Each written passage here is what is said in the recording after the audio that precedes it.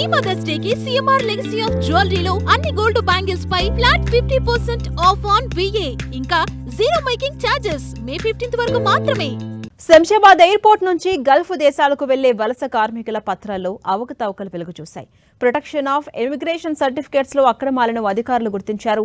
IndiGo airlines కు చెందిన ఓ సిబ్బంది ఏజెంట్ ను అరెస్ట్ చేసి అవుట్ పోస్ట్ పోలీసులకు అప్పగించారు.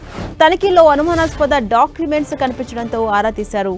ఎయిర్పోర్ట్ అధికారుల ఫిర్యాదుతో విచారణ చేపట్టారు పోలీసులు. ఈ ఇద్దరితో పాటు ఇతరుల ప్రమేయం ఏమైనా ఉందా అనే కోణంలో పోలీసులు ఆరా తీస్తున్నారు. ఇమిగ్రేషన్ నిబంధనలు ఉల్లంఘిస్తే కఠిన చర్యలు తప్పవని అధికారులు హెచ్చరిస్తున్నారు.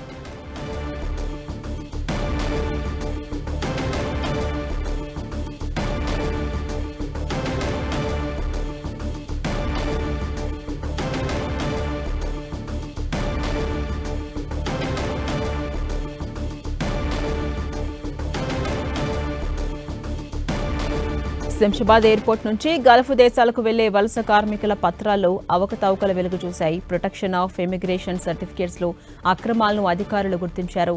ఇండిగో ఎయిర్లైన్స్ కు చెందిన ఓ సిబ్బంది ఏజెంట్ను అరెస్ట్ చేసి అవుట్ పోస్ట్ పోలీసులకు అప్పగించారు.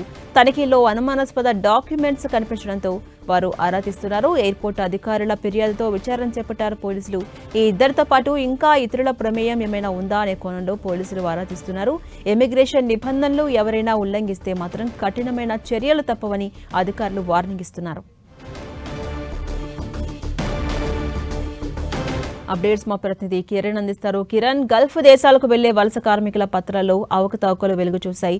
అయితే ఇప్పటికే ఇద్దరిని అరెస్ట్ చేశారు. అప్డేట్స్ ఏంటి?